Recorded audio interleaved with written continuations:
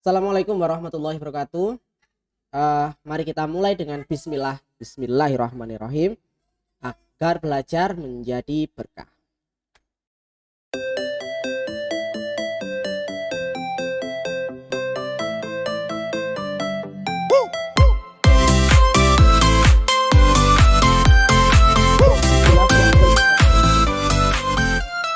Kita akan belajar tentang sintaks dasar Python, yang mana saya kira sebenarnya ini sedikit terlambat dari e-learning yang sudah kita pelajari ya. Tapi saya kira tidak ada masalah karena lebih baik terlambat daripada terlambat banget, kan begitu ya. Di sini kita akan belajar beberapa hal yang diantaranya adalah tentang komentar yang ada di Python, kemudian statement multibaris, baris dan indentasi, tanda kutip, kemudian dan yang lain ya. Mungkin nanti kita juga bahas tentang alternatif dari Python itu sendiri. Kalau ada beberapa dari Anda yang tidak bisa menginstal Python, nanti kita alternatifnya seperti apa gitu. Oke, mari kita mulai. Kita siapkan dulu lembar kerjanya. Oke, ini sudah kita buka ya di VS Code-nya. Di sini saya sudah membuat sebuah file yang kosong. Nama filenya adalah sintak dasar. Nah, apa yang akan kita pelajari? Yang pertama adalah tentang statement ya. Apa itu statement? Statement adalah sebuah pernyataan yang dieksekusi oleh Python. Itu namanya statement. Contoh misalkan ketika saya membuat sebuah pernyataan tentang print seperti ini. Print halo, dan saya eksekusi di sini. Oke. Nah, maka ini satu baris ini adalah satu statement untuk memerintahkan komputer untuk mencetak teks halo atau string halo seperti itu ya. Ini muncul di sini halo. Nah, ini saya clear dulu biar bersih ya. Nah, kemudian di dalam statement itu di Python sendiri itu dia juga mendukung sebenarnya statement multibaris, tapi harus dengan satu tanda tertentu ya, atau dengan perintah tertentu, yaitu backslash. Karena kalau misalkan kita membuat sebuah statement tanpa ada backslash, misalkan di sini saya ketik halo, apa kabar kalian, nah seperti ini akan terjadi error. Kita coba. Nah, akan terjadi error. Kenapa? Karena harus satu statement itu satu baris, kecuali kita beri sebuah tanda. Apa tandanya? Adalah backslash. Kita beri backslash di sini. Backslash. Maka kalian ini juga akan dianggap menjadi bagian dari print ketika di running. Nah, bisa apa kabar, tapi spasinya jadi panjang ya, karena ini juga tereksekusi panjang ini. Seperti itu. Atau misalkan kita ini saya beri komentar ya. Komentar kalau di Python menggunakan tanda hashtag atau pagar ya. Statement adalah semua perintah yang bisa dieksekusi oleh Python. Oke, ini yang pertama. Nah, oke, kemudian yang kedua, backslash digunakan untuk menyambung statement yang ganti baris. Nah, tapi untuk sebuah statement yang dia misalkan kita ingin membuat print, tapi dia print 2 kali gitu ya dalam satu baris, itu kita nggak bisa menggunakan backslash. Misalkan seperti ini. print baris kedua misalkan gini ya. Kemudian saya ketik lagi print baris, sorry ini harus ada petik 2 atau petik 1, ini juga boleh ya, ini juga boleh. Baris ketiga misalkan. Ini kalau kita eksekusi nanti akan terjadi error. Ini invalid syntax. Jadi kita bisa, kalau kita gunakan tanda backslash, bisa nggak? Kita coba ya. Error juga. Oh sorry, ini bukan backslash ya, tapi slash. Nah, backslash error. Pakai apa? Kita bisa gunakan titik koma seperti ini. Walaupun nanti kalau di Visual Code titik koma itu akan ada magic ya, lihat ini. Kalau kita running. Nah, oleh Visual Code dia akan dipindah ke sini ke bawah. Dipaksa untuk pindah ke bawah. Seperti ini. Tapi jadi tidak error, tetap jalan. Seperti itu ya. Jadi ini di dalam Python itu yang akan dieksekusi per baris. Dia akan mengeksekusi per baris. Statement multibaris kita menggunakan backslash. Kemudian selanjutnya adalah baris dan indentasi. Nah, oh ya sebelum itu saya hampir lupa. Jadi kalau misalkan untuk statement yang berada di dalam sebuah tanda kurung, statement yang berada dalam tanda ini, tanda apa saja? Tanda bracket, kemudian kurung kurawal, kemudian tanda kurung, maka tidak perlu backslash. Contoh misalkan saya punya sebuah variabel nama bulan gitu ya. Nama bulan ini saya gunakan array, atau kalau di Java namanya array ya. Kalau di Python namanya list. Di dalam list ini saya akan menulis beberapa nama bulan, Januari, kemudian Februari, Februari. Kemudian Maretnya itu saya taruh di bawah baris selanjutnya, koma ya, Maret. Nah, kita running bisa, walaupun ini tidak tercetak tapi tidak error karena ini bahkan dipaksa ke atas ya. Jadi seperti itu, tidak perlu tanda backslash, dia akan memperbaiki sendiri. Ini kalau di Visual Code. Kalau di Notepad mungkin tidak begini ya, mungkin tidak error sih, tapi tidak akan memperbaiki, membeautify sendiri gini. Nah, itu tadi adalah tentang statement multibaris. Kemudian selanjutnya adalah baris dan indentasi.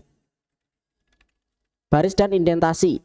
Nah, di dalam Python kalau kita ingin menggunakan sebuah menandai sebuah blok atau grup kode, itu kita tidak menggunakan kurung kurawal sama seperti di PHP, di Java atau JavaScript. Itu kita tidak, di Python kita tidak menggunakan tanda kurung kurawal, tapi kita menggunakan tanda indentasi atau spasi.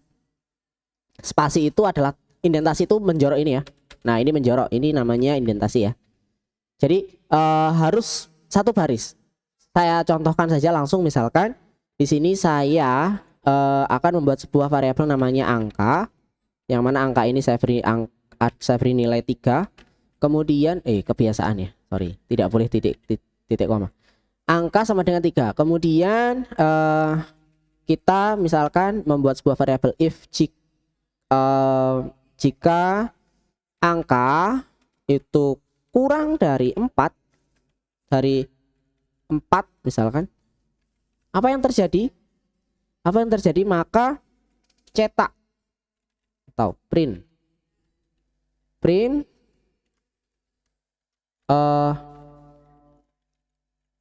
angka kurang dari 4. gitu ya. Angka jika benar maka ini yang dilakukan gitu misal maksudnya. Kemudian else print angka lebih dari 4. Nah, misalkan begini ya. Ini kalau saya running ini sudah kelihatan tanda garis bawahnya. Kenapa? Karena masalah indentasi. Kita coba kita clear dulu di sini.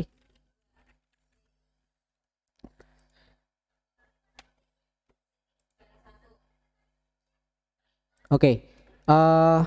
Error ya. Invalid syntax katanya. Else invalid syntax.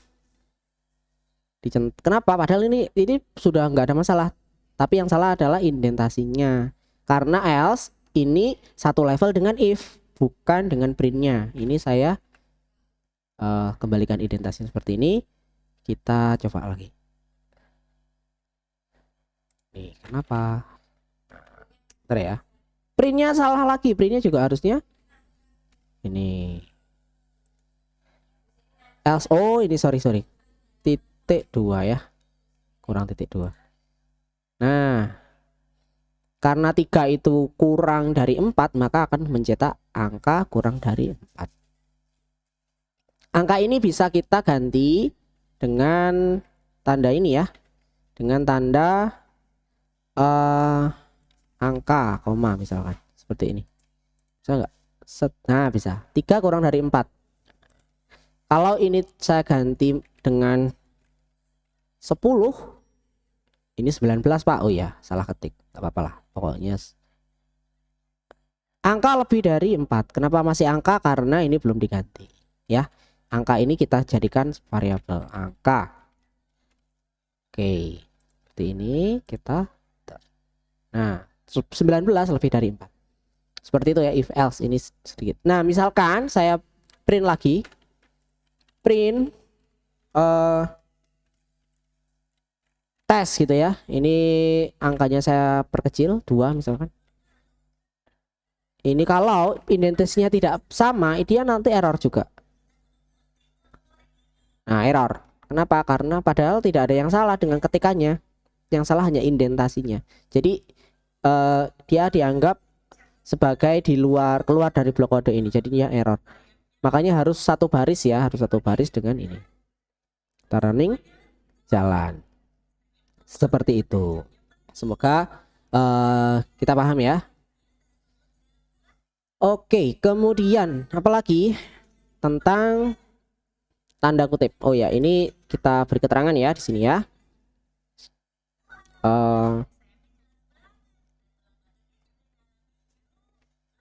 Bentar.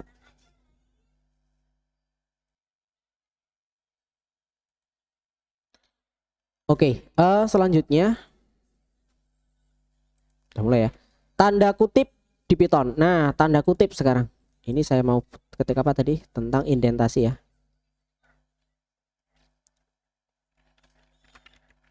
Indentasi harus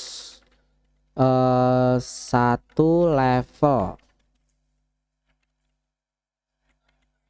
Indentasi untuk blok kode harus satu level. Maksudnya kalau if else satu level, kalau di dalam ini print bagian dari if maka juga harus satu level. Harus satu level gitu ya. Mudah dipahami. Kemudian tanda kutip di Python. Nah, tanda kutip itu di Python itu dibagi menjadi 3 ya. Tanda kutip di Python. Tanda kutip itu ada petik 1 seperti ini. Kemudian petik 2. Kemudian petik 3. Nah, bingung dia. Bingung ya, petik 3. Nah, petik 1, petik 2 dan petik 3 ini sebenarnya yang pertama petik 1 ini untuk satu kata. Petik 2 ini untuk satu kalimat dan petik 3 ini untuk sebuah paragraf. Tapi petik 1 dan petik 2 ini tidak mutlak ya. Artinya untuk kalimat kita juga bisa menggunakan petik 1. Untuk kata kita juga bisa menggunakan petik 2. Seperti itu. Tapi untuk petik 3 ini khusus untuk paragraf, yang mana paragraf itu artinya kita bisa membuat teks yang panjang. Contoh, bisa ganti baris maksudnya. Kita buat misalkan kata, untuk kata kita gunakan petik 1 misalkan kata. Kemudian kalimat petik 2 ya. Halo, apa kabarmu misalkan. Ini kalimat. Kalau petik 3 itu menggunakan paragraf. Ini kita gunakan petik 3. Nah, petik 3 seperti ini. Bisa nggak lorem? Nggak bisa. Bisa ya. Kalau di PHP bisa ya. Kita ketik lorem dia panjang nanti. Lorem ipsum. Sebentar. Sebentar. Misalkan di sistem.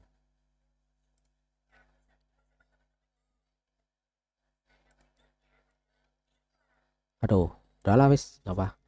Kita ketik aja apa gitu ya. Paragraf apa yang panjang. Nah, ini adalah Nah, ini saya buat multibaris seperti ini tidak ada masalah. Nah, ini ya. Ini kalau saya cetak print paragraf.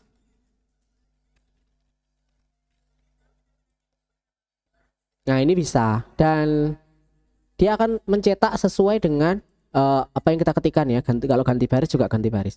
Kalau ini ganti baris error.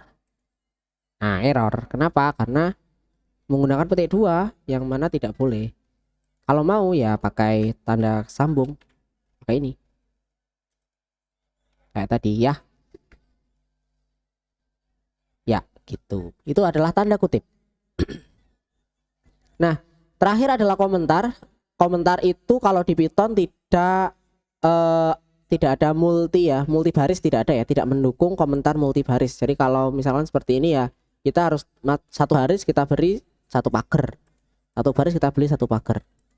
Kalau di Java ada komentar untuk satu baris dan untuk multi baris, tapi kalau di sini di Python harus per baris. Kalau kita ingin jadikan komentar, kita beri tanda pagar seperti ini. Kita juga bisa membuat pagar atau komentar itu di belakang gini ya, misalkan sebagai keterangan. Ini adalah keterangan. Apa sih komentar? Komentar itu adalah tulisan atau ketikan kita untuk memberi sebuah keterangan di dalam baris kode kita yang mana dia tidak akan dieksekusi.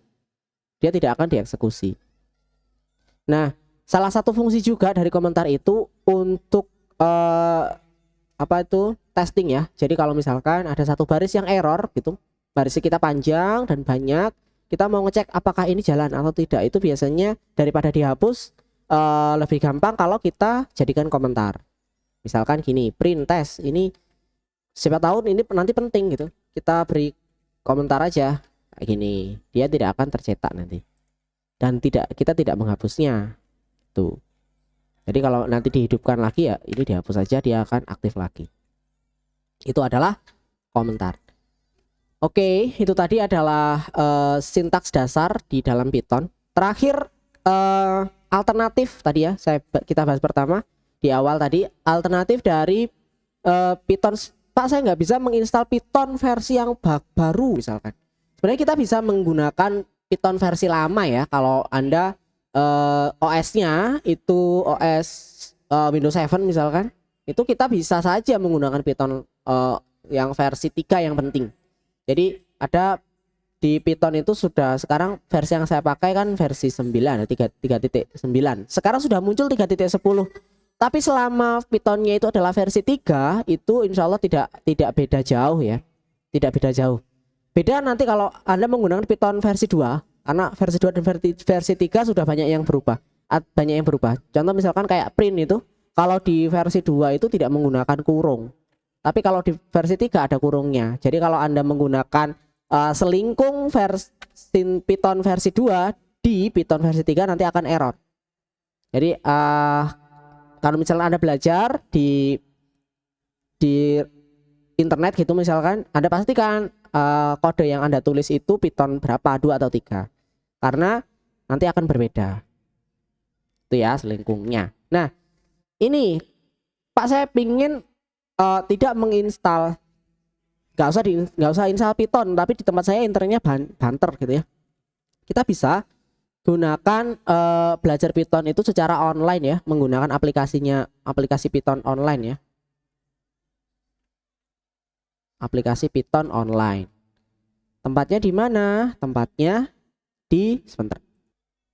Ini ya. Namanya replit.com. Nah, ini replit.com. Nah, di sini kita hanya perlu login kalau sudah sudah daftar. Kalau belum berarti kita bisa sign up. Sign up-nya juga sama, pakai email aja, continue with Google, selesai ya. Cepat. Karena kemarin saya sudah sign up, berarti saya perlu login aja. Tinggal continue with Google, selesai. Kita akan diarahkan ini successful. Ya. Sip. Nah, di sini kita bisa menggunakan Replit ini ada banyak fungsinya ya. Salah satunya adalah kita bisa garap rame-rame sebuah kode yang di halaman yang sama gitu. Jadi nanti silahkan dilihat tutorialnya, di sini juga ada.